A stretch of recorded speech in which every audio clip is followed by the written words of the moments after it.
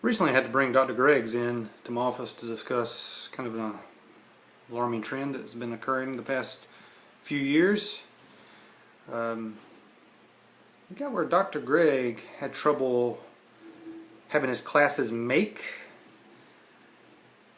and in turn he had trouble fulfilling his contractual obligation to teach so many classes a semester. And I tried everything to help alleviate this problem. I moved him into a section that was already full of students that an adjunct was supposed to teach, and shifted the adjunct to his section.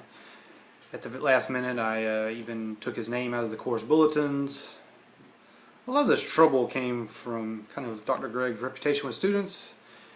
It's not that his classes are any harder than other history professors. He's not an easy teacher by any stretch of the imagination, but we have a lot of professors here who are challenging, even just some adjuncts who only teach 1 or 2 classes for us a semester. So it wasn't that, it was mostly in some ways his personality, and in other ways his course organization.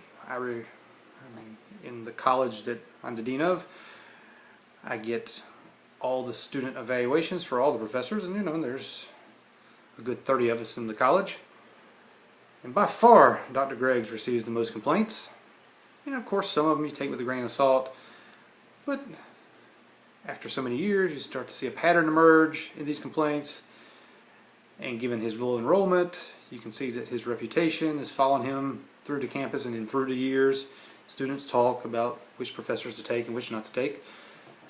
So it's kind of a final straw. I had to bring Dr. Greggs into my office and kind of issue him an ultimatum that he had to move some of his classes to LIT Online.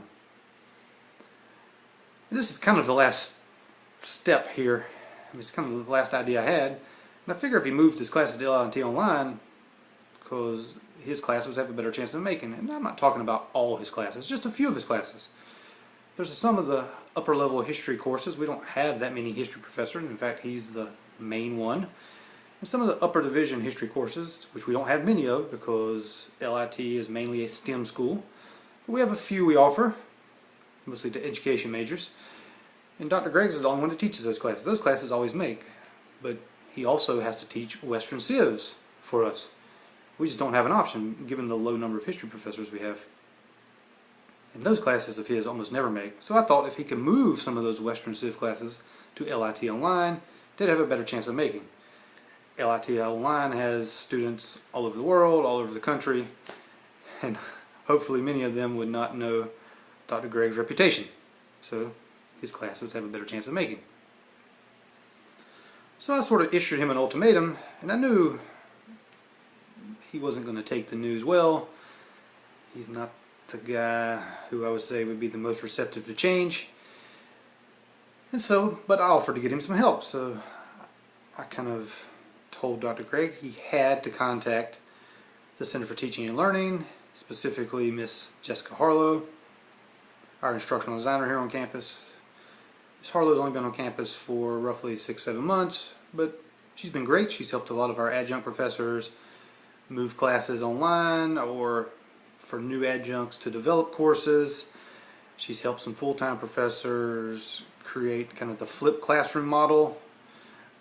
She's helped some full-time professors in the college in a multitude of ways. The whole department's great. She's great. And I thought Dr. Gregg might be more receptive if he had some help.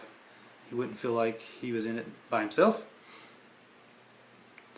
And I'm not sure with all the details, but I've heard some whispers coming back up that maybe there's a problem downstairs with Dr. Gregg and Miss Harlow brewing, and I'm sure I'll be hearing about that soon.